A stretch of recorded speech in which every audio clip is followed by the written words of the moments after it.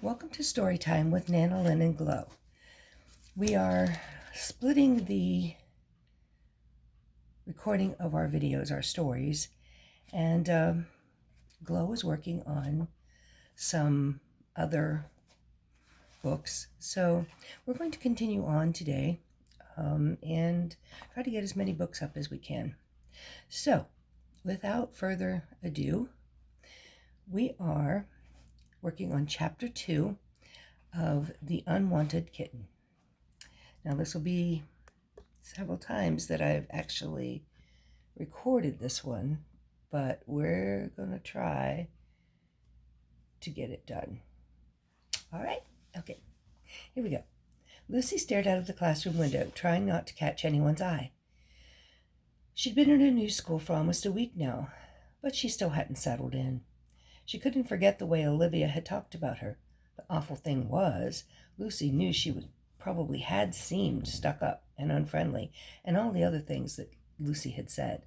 But it still seemed unfair. Didn't they know how lonely she was? Couldn't they see how difficult it was, being the new girl? Well, at least it's Friday, Lucy thought. Hey, psst! Lucy jumped slightly as someone poked her hand. She looked up confused.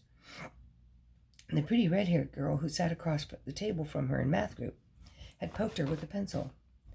"Mrs. Walker's watching you," the red-haired girl whispered. "If you weren't new, she'd have said something to you by now. You've been looking out that window for a long time, and we're supposed to be drawing that hexagon shape. Are you stuck? Do you need an eraser or something?" See, there they are, sitting at the table. Lucy shook her head and gave her a tiny smile.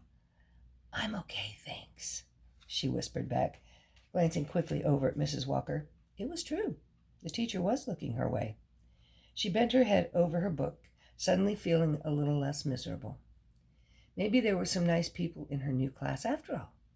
When the bell rang for recess, Lucy watched as the red-haired girl wandered out of the classroom with a group of other girls, all chatting excitedly. Maybe she should say something to her, but that would mean going up to her in front of the entire group. She would have to try to say something interesting, or just hang around on the edge of the circle until someone noticed her. She couldn't face that. What if they all ignored her? Lucy gave a little sigh and a little shudder and stayed put. She'd go to the school library like she had every other day this week. The next morning, Lucy lay in bed, hugging Stripey and feeling grateful that she didn't have to drag herself out to get ready for school. She tried to go back to sleep, but it wasn't working. She sighed and looked around her room. So far, she hadn't even bothered to unpack all her boxes. She was still hoping that somehow things would change and they could go home. But the hope was draining away with every day they stayed. And Ethan wasn't helping either. He loved his new school, and last night he'd spent most of dinner time talking enthusiastically about going to play football with some really cool new friends that he'd made already. Mom was really excited about the decorating that needed to be done, and Dad had started his new job. Only Lucy was desperate to go back to their old home. "Lucy, hey!" It was Ethan banging on her door. Lucy ignored him, but he didn't go away. "Lucy, get up, lazy!" He opened her door a crack and peered in. Lucy sat up. "Out! You're not allowed in my room." Okay, but get up. Mom and Dad have a surprise for you in the kitchen. You're going to love it," he called, and then thumped off back downstairs again. A surprise? For a tiny moment, Lucy's heart leapt. They were going home after all. She jumped out of bed and raced down after Ethan. "Are we going home?" she gasped excitedly, catching him just at the bottom of the stairs. Ethan gave her a strange look. "Well, of course not, silly. This is home now." Lucy's shoulders slumped again. She trailed into the kitchen after him. "Lucy!" Her parents were smiling happily at her, which just made Lucy feel more alone than ever. "We've got a surprise for you, darling. Remember we said you'd have a special treat when we got here?" Mom pointed to a large box on the kitchen table. Lucy stared dully at it. When her parents told them about the move, they'd said that they would get Ethan an iPod and that they had a special present in mind for Lucy, too. She'd been so sad missing everyone at home that she'd forgotten all about it. She stared at the box, feeling just the tiniest bit excited. What could be inside? Suddenly the box started squeaking. Lucy moved closer, curious despite herself. She opened the top flaps, which were attached together to make a sort of handle, and peered in. Inside the box was the most beautiful creature Lucy had ever seen.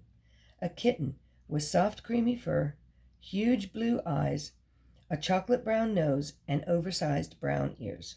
Lucy gasped. "A kitten?" The kitten looked anxiously up as the box opened and meowed.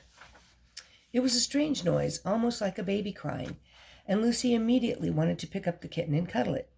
The kitten seemed to think that this was a good idea, too. It stood up, balancing its paws on the side of the box, and shyly put its head over the side, looking up at Lucy with its amazing sapphire blue eyes. "Wow?" It asked pleadingly. "Wow!"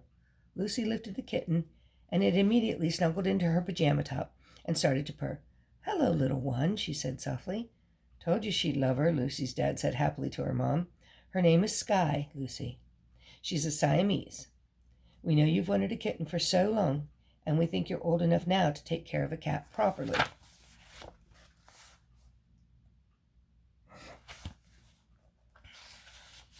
"Yes," said Mom. "We've known how upset you've been about us moving to Fairfield, but you can't be miserable with a beautiful kitten to play with, can you?" Lucy stared at them in disbelief. The kitten was beautiful, but it was as if her parents thought having a pet would suddenly make everything all right again. Lucy would forget about Ellie and all her friends, her school, her old bedroom, and be happy forever. Her eyes filled with angry, disappointed tears. She carefully detached the kitten's tiny, needle-sharp claws from her pajamas and put her back in the box. Then she ran out of the kitchen, her shoulders heaving. "Lucy!" Mom called after her, her voice shocked. "Hey, Luce, what's the matter?" Ethan said.